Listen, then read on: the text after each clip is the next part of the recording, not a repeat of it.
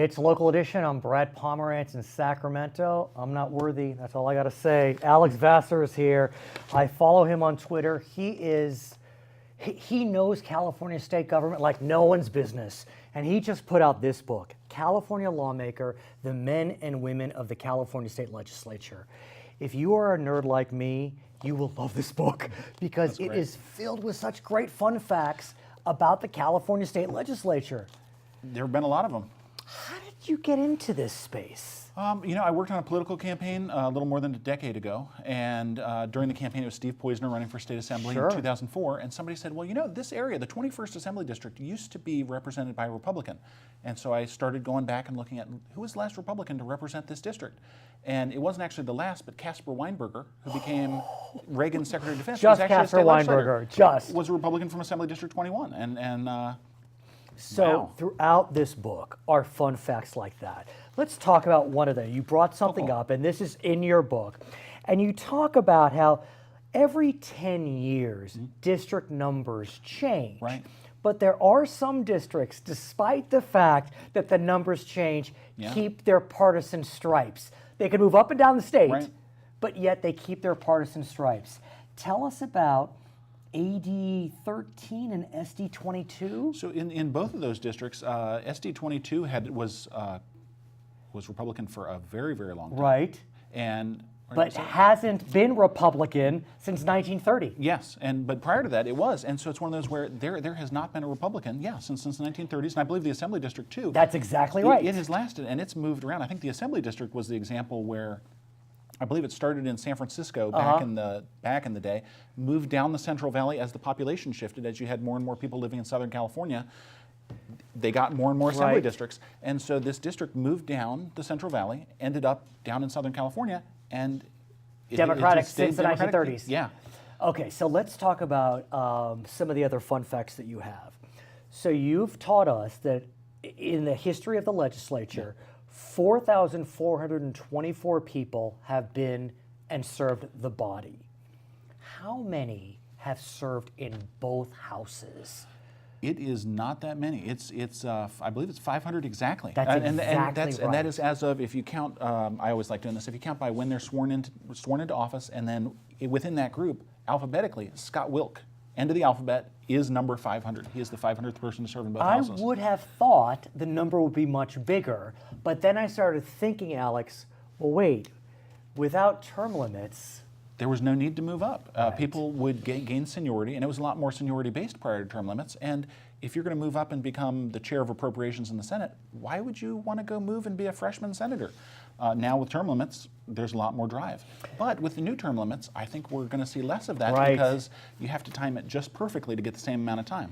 Let's talk about some fun facts as it relates to age.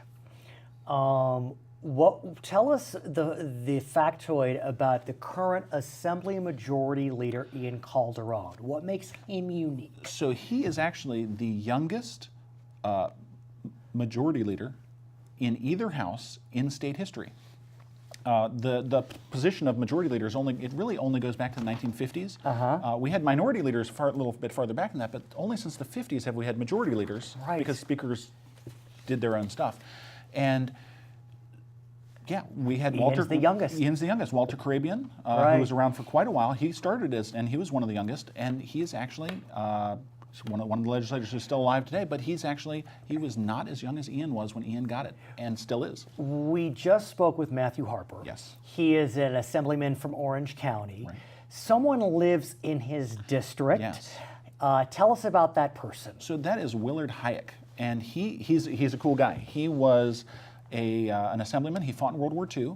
He was elected to the assembly in 1946, and he's the oldest living former legislator. So he served 3 terms and then left state government. Right. And so during a survey I did, we were tracking down everybody who had served in the legislature to see who was still alive.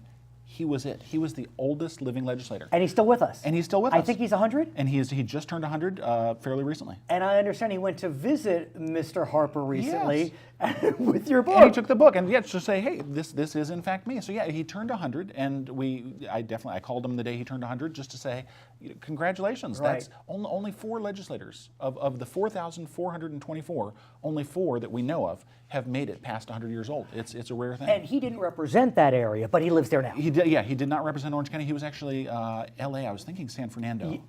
Now here's a factoid that surprises me. There are, in the current class, there are 82 California-born legislators, but there are members from other states and countries. I would have thought that New York would be the #1 state if you weren't born in California, but it's not. Actually, New York, if you look at the term limits era, so not in the current legislature, Right. but in the last 20, 30 years, New York has been the I call them donor states. Right, Donor has been the states, number right. 1 state that gives us legislation. Pennsylvania is also really high. Right. That was a little bit unexpected. As I understand it, in this class, it's Pennsylvania then Ohio. Yes, Pennsylvania and Ohio, and New York is down quite a bit. Now, we also have a number of foreign-born legislators. This was very interesting to me. I guess we have, how many countries are represented? Is it 19? Well, so it depends on what you count. I love that. And that's one of those where you have a lot of these things where it depends on what you count, because if you look at Germany, we had folks from the Principality of whatever, there was the Kingdom of Hanover, and it's all Germany now. We also had, and actually, one of those things where it's always a touchy subject is when you're counting foreign-born legislators, is we had, I believe, 2 California state legislators who were born in California when it was part of Spain. Right. We had another 3 or 4 that were born in California when it was part of Mexico. And so you say, are those foreign-born legislators? And it's like, I don't know. It depends what you count. Now, speaking of Mexico, Yeah. I would have thought that we would have had more members born in Mexico. Yeah. Out of the 4,424, your count is only 5. It's really not that Just many. 5. Yeah. The biggest, it looks like England, Ireland. Ireland, I think, is Ireland usually beat over. it out? Ireland, and that was a lot of San Francisco legislators. Right. They were in the 1860s, 1870s. They were a large contingent. Let's talk about women. Women. Women are new to the legislature, Yep. relatively Yep. speaking. And we're coming up on the century. Just That's next right. session. This is actually the last session that completes that century. We are actually down a bit Yeah. when it comes to women legislators.